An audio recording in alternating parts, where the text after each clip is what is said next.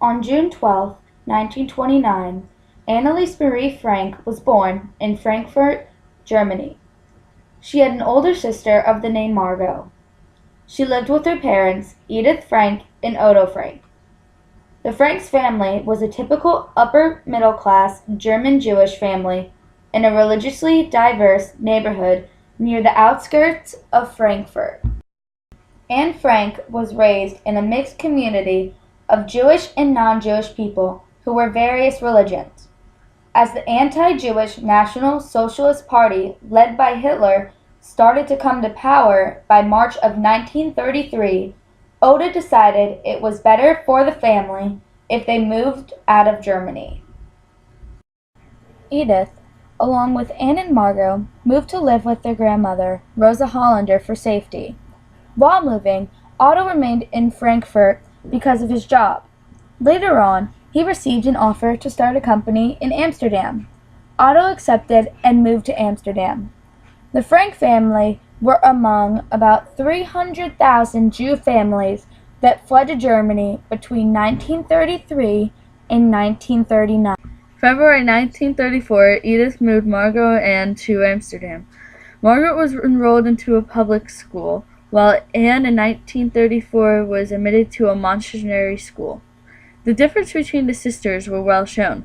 Margot showed manners reserved and studious, while Anne showed characteristics of outspoken, energetic, and extrovert person. As Hitler became power of the NSDAP, or the Nazi Party, he idealed that Germany needed a better leader. The Nazi Party, with Hitler as their leader, fled the streets to the capital, where Paul von Hindenburg was in power. As Hindenburg was afraid of the results, he stepped down from power, and on January 30th, 1933, Hitler was Chancellor of Germany. Almost immediately, the plans of the Nazis began to start. The Nazi Party began to get rid of all political oppositions and consolidate power. Hindenburg died on August 2, 1934. Hitler was appointed dictator of Germany. He said speeches throughout Germany of Jews being the main reason of the Depression. The Jews were considered undesirable and were persecuted and murdered.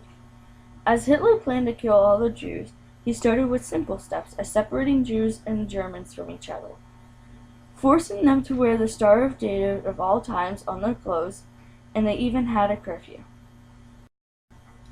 Jews were even banned from certain entertainment areas such as movies. Schools soon became segregated, and Jews were forced. In May 1940, when Nazi Germany took over the Netherlands, Anne's life drastically changed. In October 1940, Nazis imposed the anti-Jewish measures on the Netherlands. They had to wear the yellow stars, and Anne and her sister were forced into a segregated Jewish school. As Jews were forbidden to own any businesses, Odo managed to keep ownership of his business by signing ownership to some people who were his Christian associates. Odo managed to keep his distance and play a role in the company. On July 5, 1942, Margot received an unofficial summons to report to a Nazi work camp in Germany. A day later, on July 6, the Franks family packed as much as they can, went in all their clothes, and proceeded into Ott's workplace, and stayed in the secret annex, where they stayed quiet for 2 years. Otto spent months before the move preparing to move his family into hiding. Throughout the months, he proceeded to bring materials and required living arrangements as blankets and bedding and books, and working out everything with meat. The story that the Franks used was that they fled to Switzerland to escape the Nazi groups. They only took what they could carry and left their house like they were in a hurry, and left a note hidden for someone to come into the house and search for them, that they would find the note. A week later, Hermann van Pels, with his wife Auguste and their son Peter, moved into the annex. In November 1942, Fritz Pfeffer, a dentist, joined the Franks and the van Pels in the annex. The conditions in the house were poor, for medication was limited, Once sick, the families would have to find a way to keep fevers down and be quiet so no one would notice. Because of economic problems, the families mostly ate cheap bulk foods such as potatoes, green beans, and spinach. But on some occasions, they were greeted with sweets from meat. Sometimes the limitation was bad to the point where they would have to eat rotten food. Another problem was the girls kept on growing and their clothes were getting. On August 4th, 1944, someone anonymous betrayed the Franks and the Van Pels family.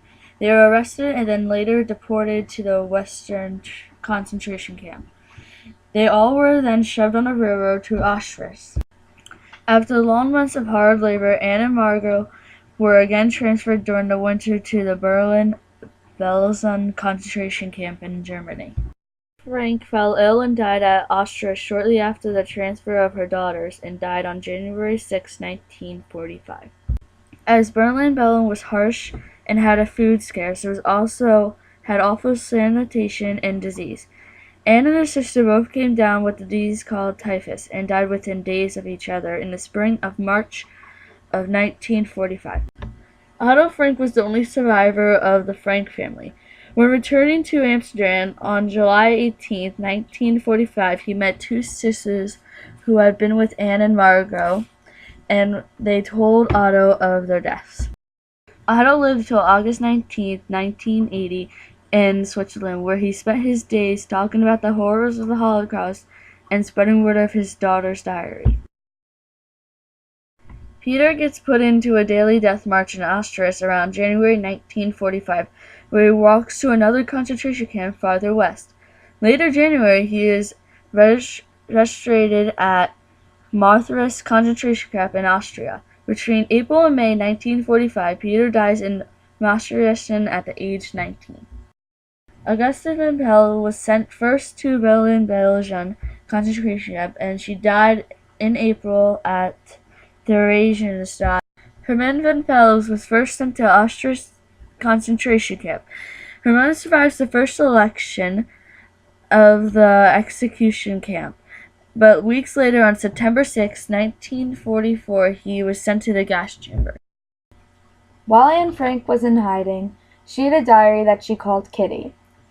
Anne received it on her 12th birthday. In this diary, she mostly wrote inspirational quotes, her favorite actors, and how she was feeling. She also talked about her dreams and what she wanted to be. This document is important because it helped her leave a legacy and helped us understand what was happening at that time in history.